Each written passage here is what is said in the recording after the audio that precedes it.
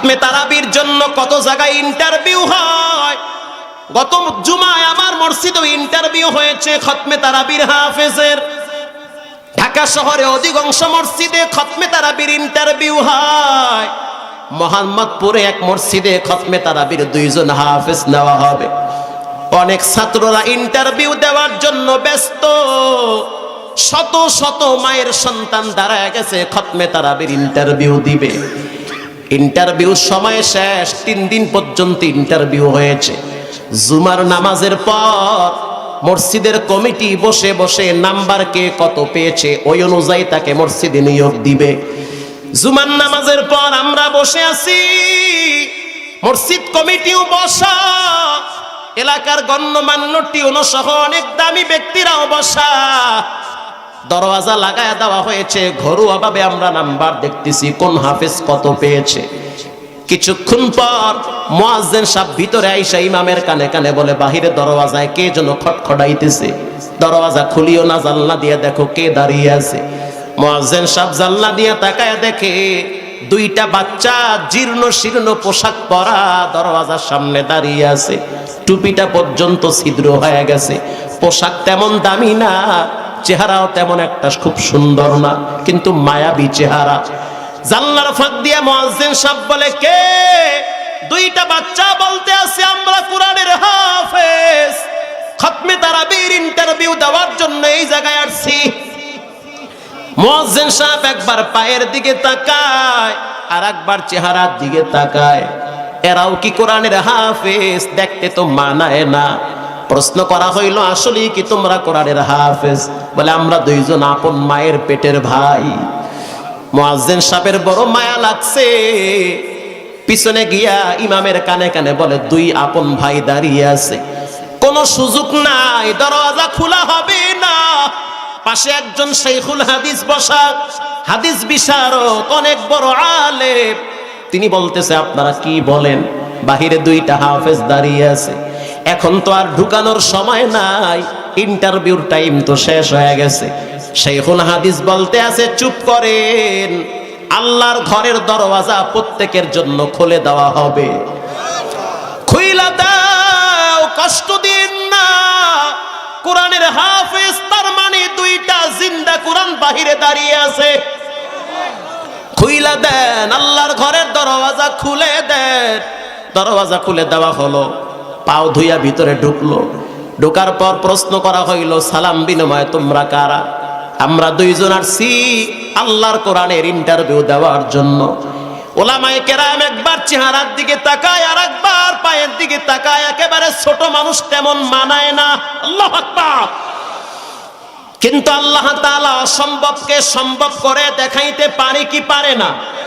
আমার বন্ধুবর, এই যে ঢাকা গুলশান সোসাইটির মসজিদের খতিব মুরতাজ হাসান ফাইজি সাহেব, গত কয়েক মাস আগে না কয়েক দিন আগে তার মাদ্রাসার ছাত্র মারকাজুল ফয়জুল কোরআন, একটা ছেলে গোটা বিশ্বের ভিতরে, কয়েকটা রাষ্ট্রের ভিতরে একেবারে মাত্র 12 বছর বয়স, গোটা পৃথিবীকে তাক লাগায় দিয়া প্রথম স্থান অধিকার করেছে তার মাদ্রাসার ছাত্র।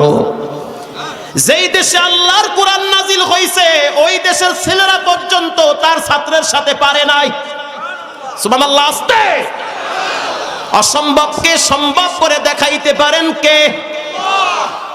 টিউনো সাহেব প্রশ্ন করলো, ছাত্র ভাই তোমরা কারা? বলে, আমরা আপন মায়ের সন্তান, 2 জন ভাই। তোমরা কি 30 পারা কোরআনটা শুদ্ধ করে সিনায় ধারণ করেছো? বলে, হ্যাঁ। একটু তেলাওয়াত করে শোনাও, একটু তেলাওয়াত করে শোনাও। ছোট বাচ্চা যেটা বয়স মাত্র 13 বছর 14 বছর, বড়টার বয়স হয়তো 16। ছোটটা বলতে আছে, আমরা বললেই কি আপনারা নিবেন নাকি? আপনারা প্রশ্ন করেন, আমরা 2 ভাই জবাব দিব। একজন আর একজনের দিকে তাকাইতেছি, এমন হাফেজ কোনদিন দেখি নাই, কোনদিন দেখি নাই। ওপেনে সিনা টান করে বলতে পারে, প্রশ্ন করেন জবাব দিব। তার মানে দেখতে মানায় না, কি তোর ভিতরে মাল আছে? কথা কন না? দেখতে মানায় না, কিন্তু ভিতরে আল্লাহর কোরআনের নূর আছে। একজনে বলল, প্রশ্ন পরে হবে, একটু তেলাওয়াত করে শোনাও। ছোট বাচ্চাটা এবার সূরা তাহা শুরু করলো। তাহা মা আনজালনা আলাইকাল কুরআনা লিতাশকা ইল্লা তাযকিরাতান। টিস্যু দিয়া চোখের পানি মুছে, এরে এত মজার তেলাওয়াত আরো পয়রা শোনা। কয় ইন্টারভিউ নিবেন না? কয় ইন্টারভিউ পরে, তোমাদের মন মতো আরো তেলাওয়াত করো। আবার তেলাওয়াত শুরু করলো সূরা কাহাফ। আলহামদুলিল্লাহিল্লাযী আনজালা আলা আবদিহিল কিতাব। মজার সুরে আল্লাহর কালামের তেলাওয়াত। তেলাওয়াত যত বাড়ে প্রত্যেকের মাথা তত নত হয়ে গেছে, এত মজার পড়া। তিওনসাব চোখের পানি ছেড়ে দিয়া বলে, আয় আয় আমার বুকে আয়, আল্লাহ যদি তোর মতো একটা সন্তান আমারে দিত, জীবন ধন্য হয়ে যেত। আমি এই পড়াটা বাইতুল্লাহ শুনছি, মনে হইতেছে আল্লাহর কোরআন আসমান থেকে নাজিল হইতেছে। ও মুসলমান গো, এটা আল্লাহর কোরআনের বরকত। কার বরকত? কোরআনের বরকত। দুইটা সন্তানকে কোরআনের যেই জায়গা থেকে প্রশ্ন করে পুরা পৃষ্ঠা ঠেকায় দেয়, যেই জায়গা থেকে প্রশ্ন করে সেই জায়গা থেকে পুরা পৃষ্ঠা ঠেকায় দেয়। এত মজার তেলাওয়াত, এত মজার পড়া। আল্লাহর নবী বলেন, যারা কোরআন পড়বে, যারা কোরআনকে ভালোবাসবে, কোরআনওয়ালাদের সাথে সম্পর্ক রাখবে, ওলামায়ে কেরামদের সাথে মহব্বত রাখবে, কবরের ভিতরে কোরআন মাথার পাশে বন্ধুর রূপ ধরে দাঁড়িয়ে যাবে, বন্ধুর রূপ ধরে দাঁড়িয়ে যাবে। দুইজন ছাত্রকে যখন মসজিদে নিয়োগ দেওয়া হইল, সবার একটা আওয়াজ, কাউকে লাগবে না, যেহেতু এই দুইটা ছেলে ফার্স্ট হয়েছে, এদেরকে এবছর খতমে তারাবির ইমাম বানায় দেওয়া হলো। বাস দুইজন ছাত্র খতমে তারাবির হয়ে ইন্টারভিউ টিকে গেল। তারাবি চলতেছে, তারাবি যত বাড়ে মুসল্লি তত বাড়ে। পুলিশ পর্যন্ত গামছা বিছাইয়া রাস্তায় সেজদায় লুটিয়ে পড়েছে। শুধু তাই নয়, হিন্দুরা মহিলা পর্যন্ত যারা পানি আনার জন্য যাইতো, ওই পানি আনতে গিয়া কলস রাইখা মসজিদের পিছনে দাঁড়ায় দাঁড়ায় আল্লাহর কালামের তেলাওয়াত শুনতো।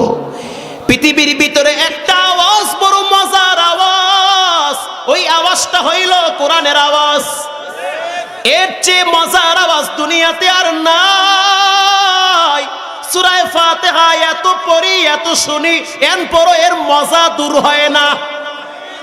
তারাবি যত বাড়তেছে মুসল্লিও তত বাড়ে।